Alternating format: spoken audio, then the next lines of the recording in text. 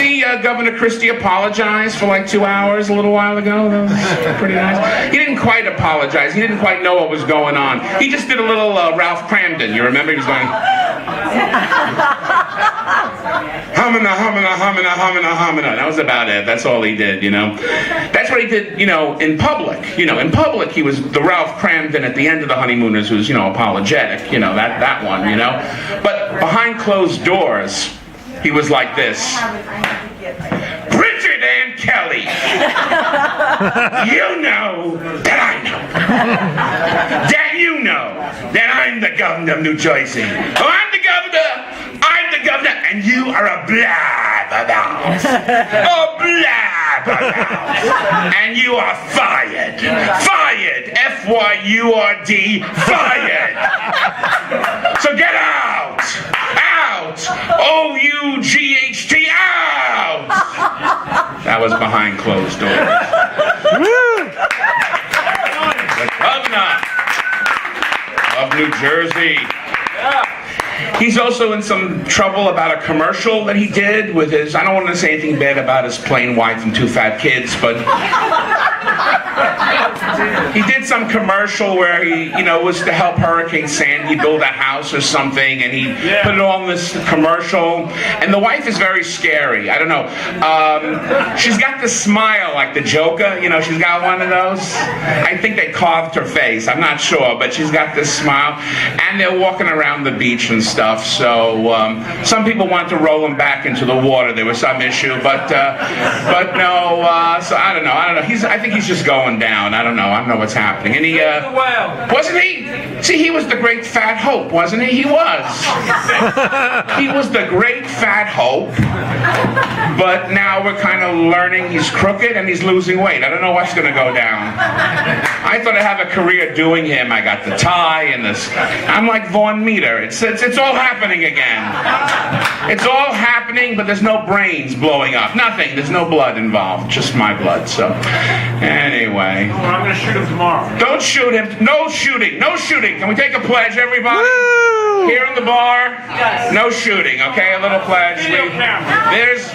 I am not spouting hate. I'm spouting love and some distaste. But no, just love and commentary. This is, or dysentery, depending on what you're drinking. But no shooting, no shooting, no shooting. Speaking of shooting, I've worked for the mob. Is this a mob joint? Can I say that loudly? I'll be a little soft. Is this a mob joint? Anybody from Waste Management here? Anybody from Waste Management? I've worked for the mob many times. The first gig I ever did was a private party in one of these places in Brooklyn that's hard to find. You know, there's no numbers on the door or anything. And you ring the bell, right? And someone opens one of these things like it's 1927 or something, you know? And you hear, you see a face like this. He goes, yeah. Marty Fisher sent us, me and this other comedian. Marty Fisher sent us from New York. And he closes the thing. And then you hear like bolts and barricades coming down and stuff. And then he opens the door. We step in, and some woman comes out, and she says, they're okay, and she walks away. And then the guy who literally, he had a big neck, but it's hard to say he had a neck because it kind of went into his shoulders. He looked like he was a linebacker, but he had no padding, you know what I mean? He was just like this. And so he tells me, you've been approved. So we were approved, right? So we're doing this gig, right? And there's a guy sitting down front with white hair. You've seen the type in the Godfather movies. White hair, older gentleman, and black sunglasses, you know? And he's got the ash on the end of the, you know, like this, you know? And he's with this older woman with dyed hair, and she's enjoying the show. The comedian before me, I won't say his name, but it was Mark Shaw. I won't say his name, and he's not doing very well. And he decides he's gonna end with a magic trick. He's gonna do a trick, right? And he goes, sir, can I have a $20 bill? And the guy doesn't want to give him a 20. The guy doesn't care, you know? But of course, his wife or girlfriend, may have been Thursday, I'm not sure. But anyway, says, give him a 20, give him a 20. Come on, give him a 20.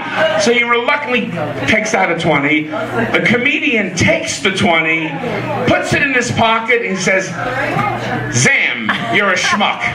Well, this is what the guy says. Sitting there, he does this wonderful, he says, "You better not take a walk alone tonight.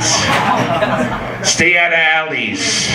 Watch out for shadows." He's having this conversation. I mean, with himself almost, and the comedian's sweating, like it's Broadway Danny Rose. I don't mean to be didactic or facetious in any way. Sir, I didn't mean to offend you or anything. And he puts the 20 back on the table, and the guy says, he wipes, it was beautifully done. It was like Fred Astaire, with a wipe of the hand, with a wave of the hand, he wipes the 20 off the table. "I don't want the 20 now." Very uncomfortable moment. So what does this comedian do? He says, "And now, ladies and gentlemen, Bob Greenberg!" So I had to come after that. So that was one interesting experience. Another place was called Tickles. Stan, did you ever play Tickles in Bay Ridge? Tickles was a very interesting place. We did this one show. I was the featured comic, and we were told not to talk to the people in the center. It's very interesting to work for somebody, and they say, because don't talk to any of these people. They were all very connected, and they didn't want the comedians to talk to them. So I'm going out there, and I'm doing my material and stuff, and I'm doing stuff like, at that time I was talking about being Jewish, and then I went to yeshiva. Yeshiva, for those of you who don't know, that's a Jewish Catholic school. And there I studied Hebrew, and I was terrible at it. I mean, to me it all looked backwards. I think I'm dyslexic. So I've been to church, though. I've been to church. I was at a midnight mass. My friend Gino took me to a midnight mass, and I enjoyed the show. It was nice, The only thing, at some point, this boy comes down the aisle with the incest. And I'm wondering, what is that incest for, And all of a sudden, my throat gets real dry, and I start coughing, and my eyes start to water, and I start crying, and then I'm sneezing and coughing and crying. I finally realized what the incest was for. It's to flush out the Jews. Now, this is supposed to be a not truth, though, right? The woman sitting up front goes, "Oh, yes, that's right." They're not laughing. They're just agreeing with me. And the worst of it, they're not really getting me, but there's a guy in the back, and this is before Cape Fear. There's a guy in the back like De Niro in Cape Fear doing this mock laugh like,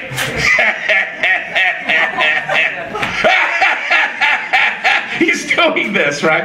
Now, I can't talk to these people. I cannot talk to these people, I was told, right? So I say something like, "Oh, I guess he's enjoying the show." I don't know what to say. So I look down, and God bless this woman down front. She had platinum blonde hair, older woman, very well put together, older, but very well put together. And I said, "I guess he's enjoying me. Are you enjoying me, ma'am?" And she says, "Yes, I'm enjoying you very much." And she turns back like this. The guy stops with the mock laughter, and then I go into my next joke, and then everybody laughs. And I do my next joke, and I don't know who this woman was, but God bless her. She must have been like the Don's wife or the mother or something. And that turn was so beautiful. "Yes, I'm enjoying you very much." That was it. And I don't know what happened to that guy. Who knows?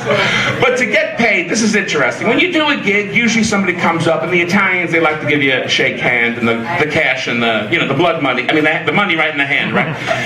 But at this venue, I had to go down the stairs to meet, we'll say Vito. We'll protect the innocent. Vito. It's probably Tony, but anyway. So I see Vito, right? So I have to go down these stairs. It's a basement. There is a naked bulb. You know how attractive a naked bulb is as you go down a flight of stairs? Is hanging above me. I go down the stairs. I'm now in the basement, and it's dark. I don't know what's down there. And I look ahead, and I see a door is open, and I can see something. So I continue to walk, right? And I see then this guy. He looked like Newman on Seinfeld. Actually, he looked like Jabba the Hutt. He looked like three of me. And he was sitting behind this desk with all this money, currency. I don't know what it was, 50s, 100s, just piled up like this.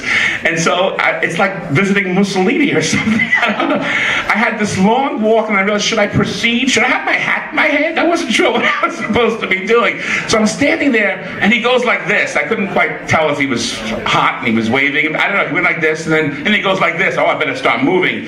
So I go right up to him, and he's sitting there. He's got his glasses like this. He's looking up the glasses, and he goes, "You were funny." And so I reach over, and it's a $100 bill. He didn't even look. He knew where it was. He gives it and I go, "Thank you, sir." And then I didn't turn around. It was like I kept backing out like this. I didn't know what to do, you know. But I didn't get killed. What if I wasn't funny? What would have happened? We'll never know. Thank God I was funny. It's important to be funny, Stan. This is the moral of my story here. So, should I wrap it up, Ronnie? You got a lot of people? Is this a wrapping?